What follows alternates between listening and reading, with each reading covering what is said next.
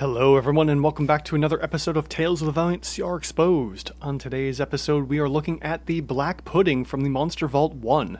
Now I say Monster Vault 1 because there is a Monster Vault 2 that should be released soon or will have been released by the time this video drops. I don't know. In any event, we're going to look at this in just a minute after we get the business out of the way. And the business is just that, my tool here. If you'd like to get your hands on this tool to help you make custom monsters as well, you can go to my Ko-fi link in the description below, where you can grab this tool completely for free, or if you feel so inclined to, donate a few dollars. It's really appreciated and super helpful. And, you know, if you'd also like to request a monster, you can do so by leaving a comment on the video. Unfortunately, I don't have a Google form for this one set up, and it would be great to help appease the YouTube algorithm overlords. On top of that, if you want to donate or assist the channel in another way, you can join the YouTube channel for as little as $1 a month. You can get early access to videos. You can get the members-only 5th edition to Tales of the Valiant conversion sheets as well, and you know, you can be awesome and help out. So there's a bunch of different ways if you feel like supporting the channel. Now, with that out of the way, let's get on to exposing this black pudding. Oh my god, gasp! So we have ourselves a CR4 ooze. Now I chose the ooze because it has a slow movement, and that will become important in just a minute here.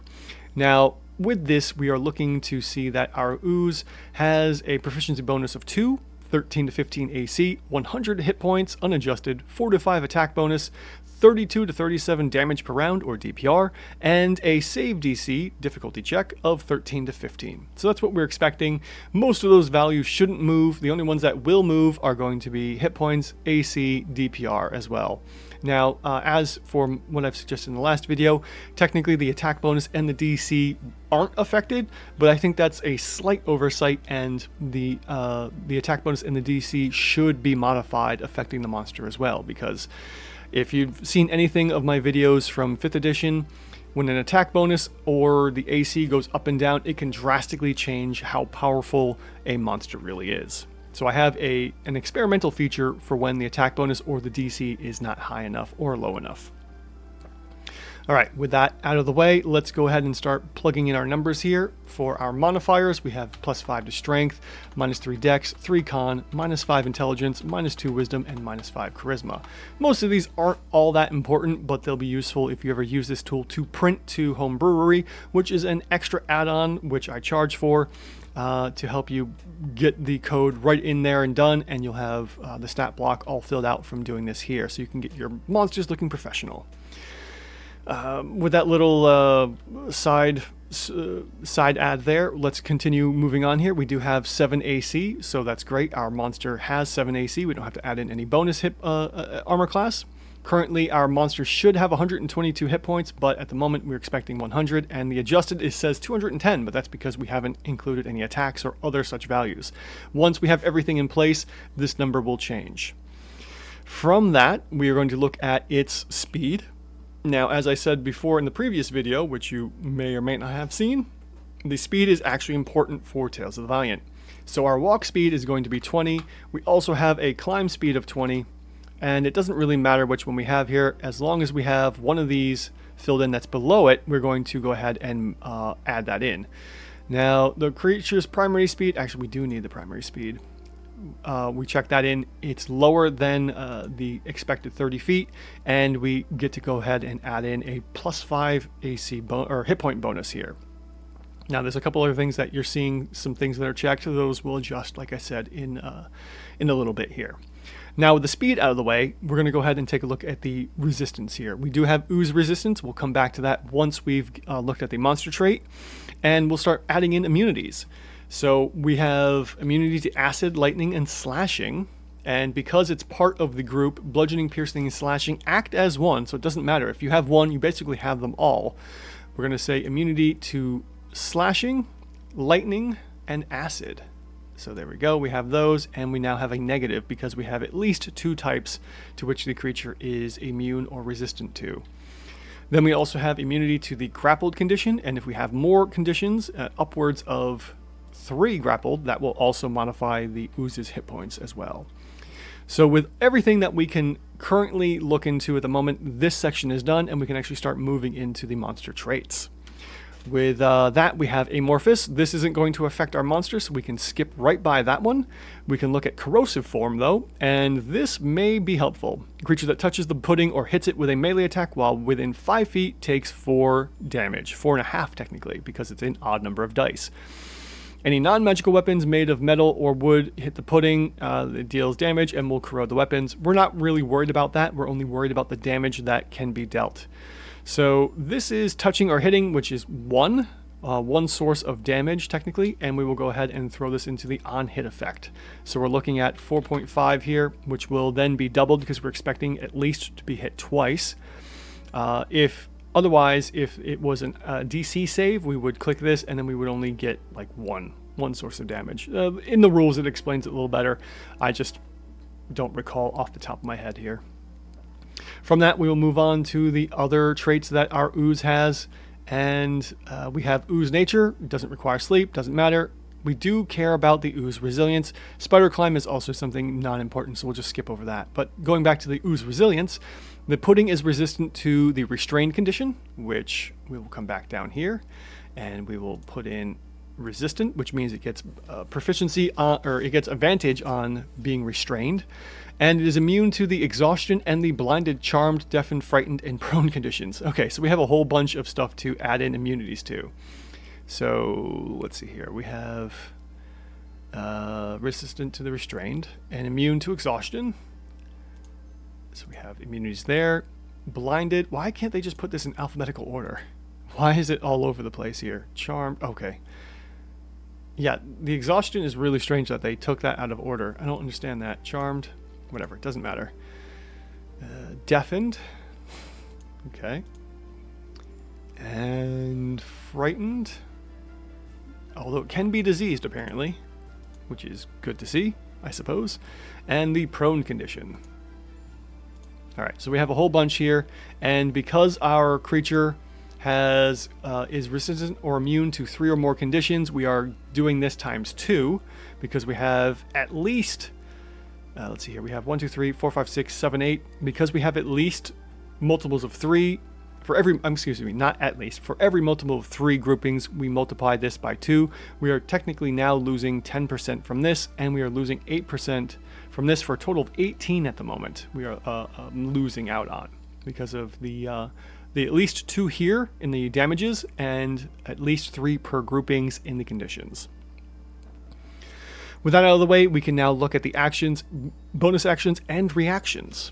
So our multi-attack here for our pudding gives it 2 pseudopod attacks, which is cool. We will then go back up to the top here and start adding in our pseudopod attacks. Now, funny thing is we are expecting +5 to hit, but at the moment we have a +7. What is it using that is giving it only +5? And it's getting a +3 from the attack. Is it? I guess it's using Constitution to attack with. That's the only thing that makes sense, because the +3 bonus here. Our strength is a 5. Maybe it has proficiency to strength. See, this is the thing. They don't show you what it's proficient with, so you just kind of have to guess. I would say that it's using strength here, so we would then switch this down to a 3. And then we would give it proficiency, and now everything's looking proper for our pseudopod attack here from the slime, the black pudding. So now we have a proper +5 to hit. We are getting the +3 from strength, and we have the 6 average damage of 1d6 here, using the strength as well. So that's giving us 6.5, and on top of that, we are also dealing an additional 2d8 acid damage. So we're going to go ahead and throw that in. We have that all there, and we can put this into the first attack. So we have our 6.5 plus 9, which is a total of 15.5 technically at the moment. What else do we have? In addition, non-magical armor is dissolved, and we destroy some stuff. This technically isn't a condition, but will damage, and destroy weapons and armor. So we don't necessarily care about that when calculating the CR for the monster. But we are making 2 pseudopod attacks. So we will go ahead and throw in the 15.5 times 2 for a total of 31 points of damage from the pseudopods. Then we also have dampen light. The black pudding dims the light around it. The radius of each light source within 60 feet of it is halved. So that's nothing really all that important.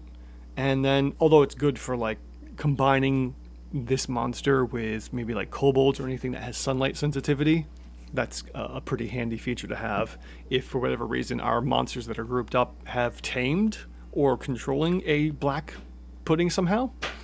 After that, we have split. When a pudding that is medium or larger is subjected to lightning or slashing damage, it splits into 2 new puddings if it has at least 10 hit points. Now this is curious because technically this might be considered summoning a creature here because it's now turning into 2 creatures. Each new pudding has hit points equal to half the original's pudding. Rounded down, the new puddings are 1 size smaller than the original pudding. Well, let's take a look here. One of these here is the summoning one here. Creature can conjure, create, or summon. Yes, create. Here we go. So we are technically creating another ally of its own throughout the combat encounter. So we're going to go ahead and check this off. I believe we should have this in place because we are technically creating, as a reaction, at least 1 copy, and any creatures or any players that aren't aware of the lightning or slashing, although slashing is pretty typical, lightning is also interesting that it would cause a split. Characters or players may not be aware of this version of the black pudding and use lightning damage on it, and then all of a sudden we have 2 puddings. So we have that in place. Let's go ahead and finish up our attacks. So we're basically going to be doing our multi-attack every round of combat. And that's going to be the 31. Plus we're getting the 9 acid damage every round as well, which bumps us up to 40 DPR. I'm curious. I'm wondering if they don't add this in. They may or may not be adding in the on-hit effect, because the monster from the last episode also had a similar effect where it was dealing damage when it was hit. So this may or may not be taken into consideration. I don't know why it wouldn't be, but let's go ahead and take a look at our final adjusted hit points. So at the moment, we're expecting 122 hit points, but I'm finding 102. So let's take a look to see where things may be off.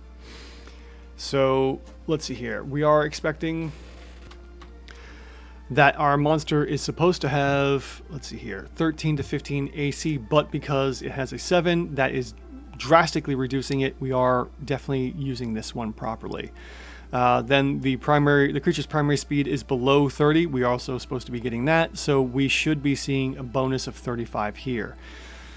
The creature technically has 2 points above the highest average for the total DPR because of the on-hit effect, which is giving us that. The creature is resistant to 2 or, let's see here. Creature's damage is above 2. The creature has 2 types to which it is resistant or immune, and then the creature is also resistant or immune to 3 or more conditions. So those are all in place properly. This one, we could take this one off. Let's see what happens if we remove the create or summon here. By removing that, we have now bumped it up to 112, so maybe they didn't take into consideration the reaction. In theory, maybe that's not taken into account. If anything, if it is taken into account, maybe they're just instead then increasing the DPR, because then we're getting 2 creatures or 2 slimes that can multi-attack twice, and that could potentially happen once. But that would just increase the DPR, and then our monster is doing a lot more. So I'm not entirely sure why we're missing 10 hit points here. Something should be giving more here. Maybe there shouldn't be. Maybe it should only be once that this is happening here. So let me remove a bunch of immunities here. All right, so now we're at 117. So maybe I need to update my tool here so that it only happens once and not groupings. I'll have to reread this section to make sure that it's for every 3, because at the moment it reads 3 or more conditions. So I guess it's only once this should be happening. We're now from 12 adjusted to 17 adjusted, and that's bringing us to 117. So we have that in a good place. We don't really have to worry about anything else from here. Maybe they did also. No, that should be 20 here. It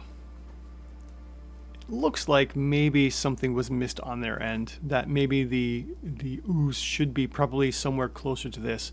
I would say personally that if anything, we'll put in the creature can create or summon. Actually, no. Let's take a look at the rules real quick again here. The creature can conjure, create, or summon its own allies regularly throughout a combat encounter. So this isn't regular. So yeah, that's probably why they're not using this. So if anything, I'd say that our ooze, the black pudding here, should have 117 adjusted hit points, not 122. Again, this is only the difference of 5 hit points and doesn't really make that much of a difference. And it's only maybe the difference of 4% or so. If anything, I'd say this is pretty much very accurate for the Tales of the Valiant's rules here for creating custom monsters, and you should be using this monster without worry. So thank you all so much for hanging around for the slightly longer one, because the black pudding had a bit more involved to it, and thank you for staying to the end. And I hope to see you all in the next one.